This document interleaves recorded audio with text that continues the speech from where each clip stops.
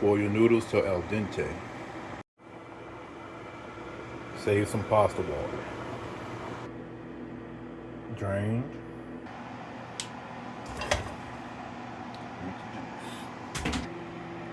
Team spoon for the butter and the sour cream.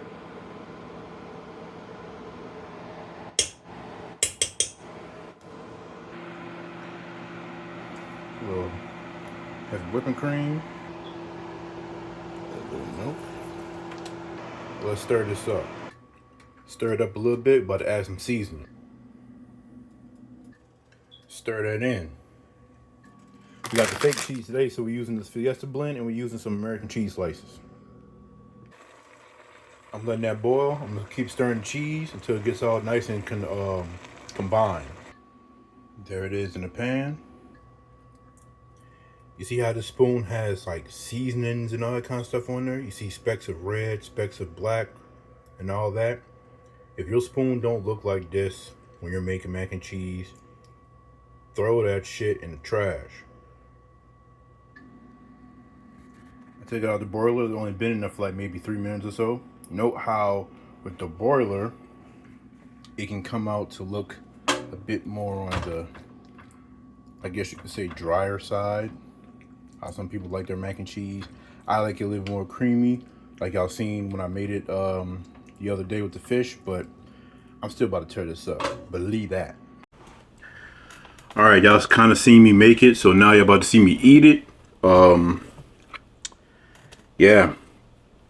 I wouldn't say this is the mac and cheese that I would put out there if I want people to, you know, get a taste of some real good mac and cheese, obviously, but just something just real quick. So, just going for that bite. Damn.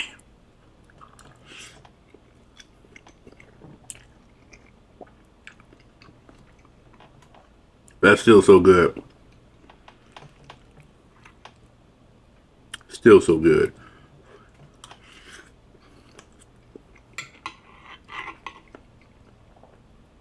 Cheesy, creamy, perfectly seasoned.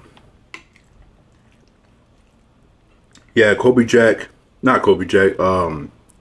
cheese, which has Kobe Jack in it. The Fiesta blend, it's Kobe Jack cheese, and I think one was like queso something, and then some other cheese. I don't know. And then the American cheese.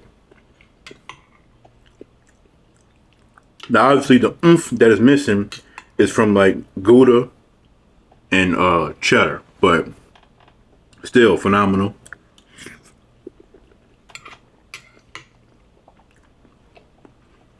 It does everything it needs you to do. Here you see I have the last two of the cherry soda 7-Up Zero that I got from Steph. These cans were beat up, so kind of scared to open them, but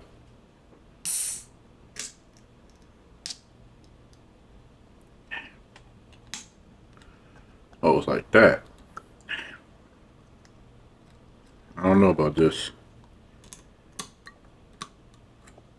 Alright, kind of got it.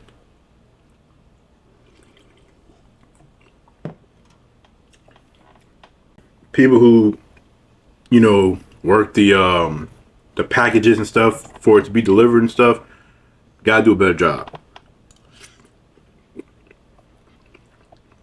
Because nobody should be receiving beat up cans in cans that can't even stand up because, you know. But I digress.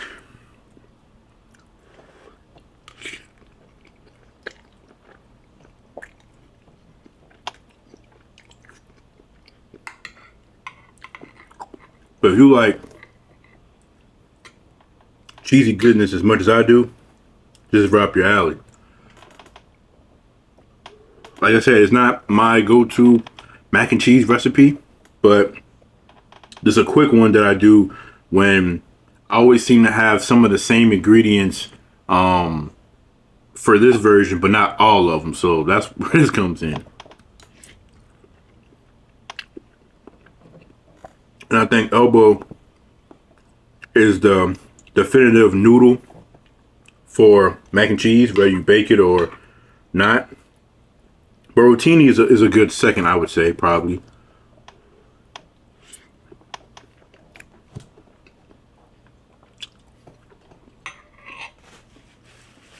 So happy Father's Day to all the fathers out there, you know.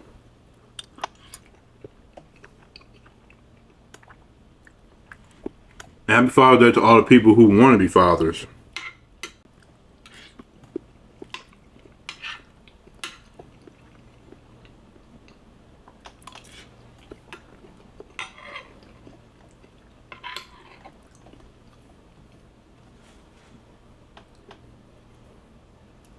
But as far as the mac and cheese go, at first I kind of thought that using American cheese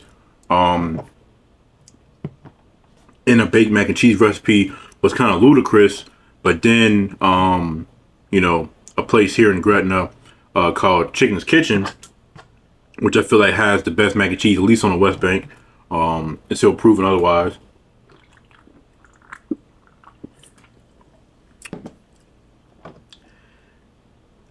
He uses American cheese slices in his. I base my recipe, like my main go-to recipe, off of his. Obviously, I have some tweaks because I use smoked paprika, and I also use ground mustard when I have it, as well as having Gouda cheese and like Kobe Jack cheese or some kind of like cheese like that, in addition to like a cheddar and then the American cheese.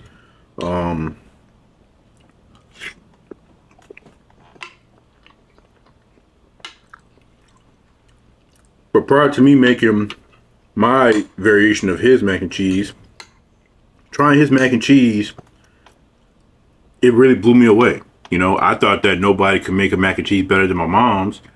And then we tried his stuff and like, we both agreed, you know.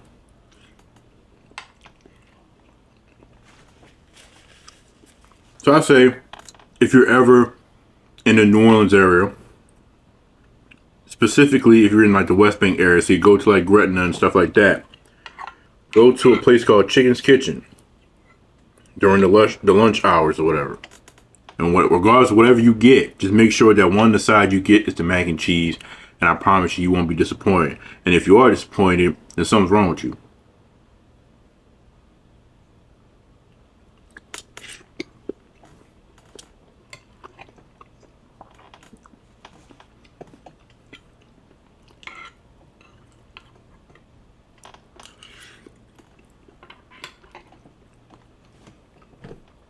So some things that I also kind of added, cause I was kind of adding a little extra seasoning to adjust it when I was tasting the pasta with the cheese sauce before topping it off and baking it.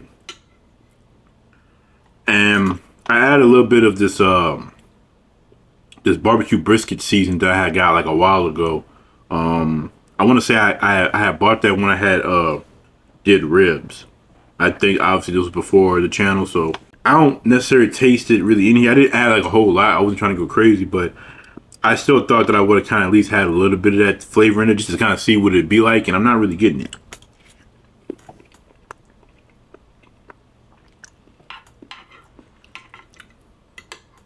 Because the main flavor that I get off of this mac and cheese, and even when I do it the way I like to do it,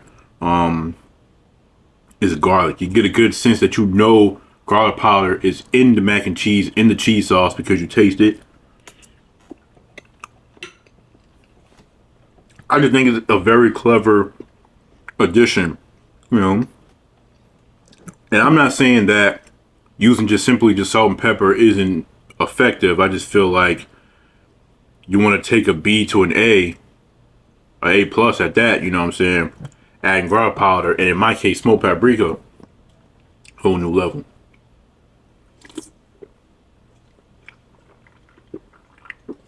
By the way, I want y'all to not only continue, you know, showing Gabe love and, you know, praying for him, keeping him in your prayers, but also pray for Steph because she's not feeling well. I'm not about to go into any kind of details or anything. That's her, um, information and stuff to share if she chooses to. But just pray for her. Um, she needs all the prayer and love and stuff that she can get. So yeah.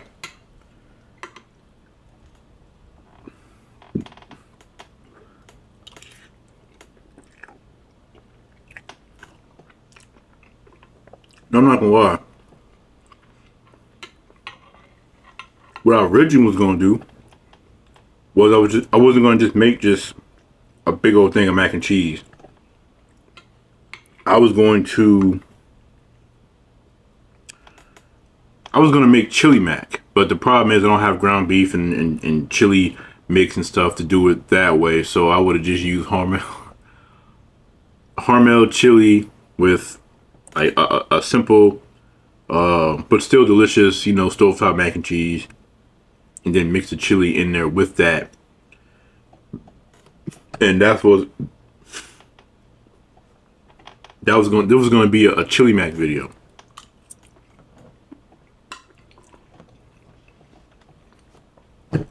But then I was like, nah, I don't really want to do that.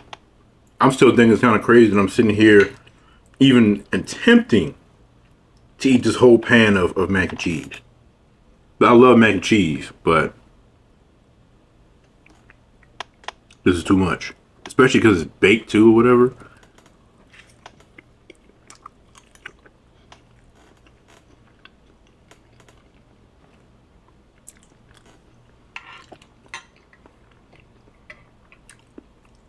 Is this better than Popeye's mac and cheese? No. Is it better than Chick-fil-A's? No.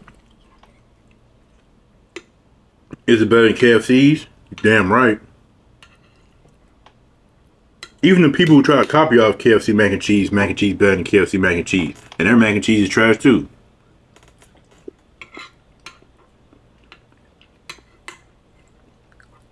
Like, this is a hill that I'll die on. I don't care, but I just can't seem to fathom that anybody in their right mind would actually think that KFC's mac and cheese like KFC's is good.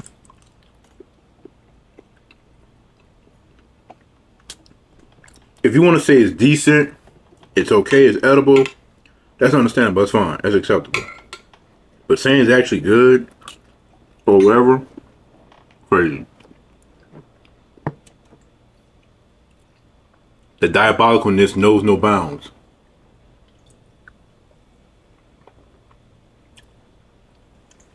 I don't think I'm gonna be able to eat all this. And logically, even if I could, I shouldn't. You know?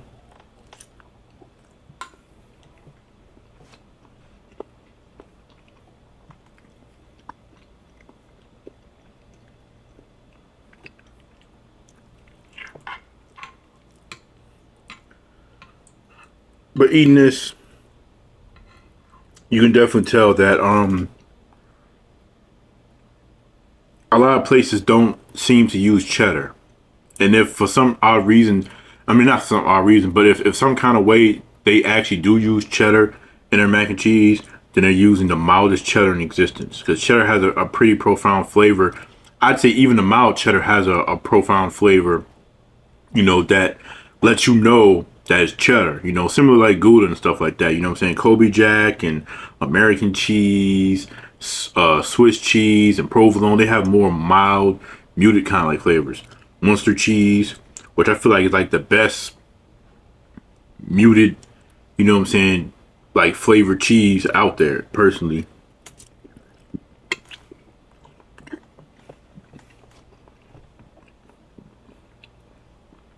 But imagine if instead of the Kobe Jack, I keep saying Kobe Jack, the Fiesta blend, I had cheddar. It'd definitely be more fire. But this is still good. Don't get it twisted.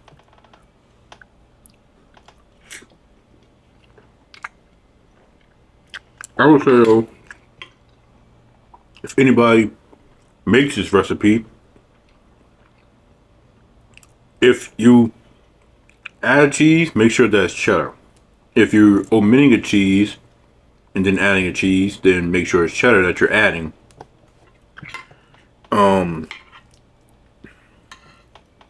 Like I said, that's I would say that's what's kind of missing with this, is that there's no strong cheese to like kind of like really kind of carry it to the next level. Like, you taste the cheese, you taste Kobe Jack and all that stuff. Can't say I taste American cheese, but I know it's there. Obviously, I put it in there.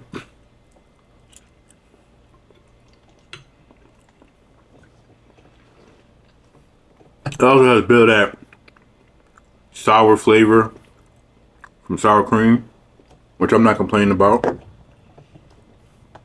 But cream cheese is way superior of an ingredient to making a really amazing like baked mac and cheese. Like, believe me, cream cheese is the way to go.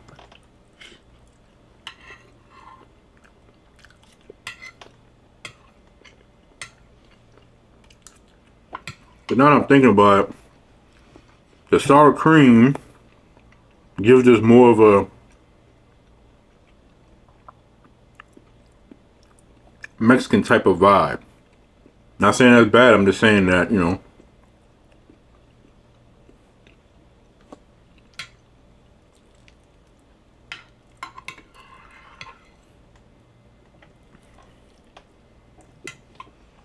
cream cheese, well, eliminated that flavor in general, but still provide a lot of the creaminess that you want. But I'm not going to try to find out if I can eat the rest of this. I'm sure I could if I really wanted to, but I'm not.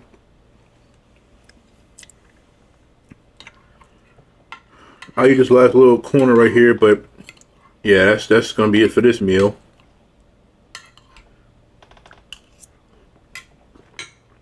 I'll save the rest, and you just might get that chili mac when I reheat this up, and I'm gonna make some chili in with it. And I think that the addition of the chili, the flavor that the chili bring, could be just what this needs. But other than that, that's gonna be it for this video. Hope y'all enjoyed it, and if y'all did, please leave a like and a comment, you know, and subscribe if you haven't already, you know.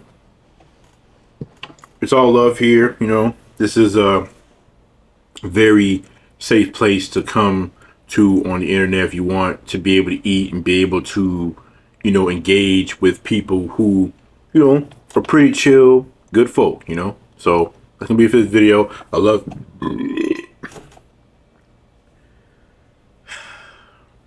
I'm not cutting that out. we about to start just laughing. All right, that's gonna be it for this video. That's gonna be it for this video. I love y'all and appreciate y'all. Until next time, peace out.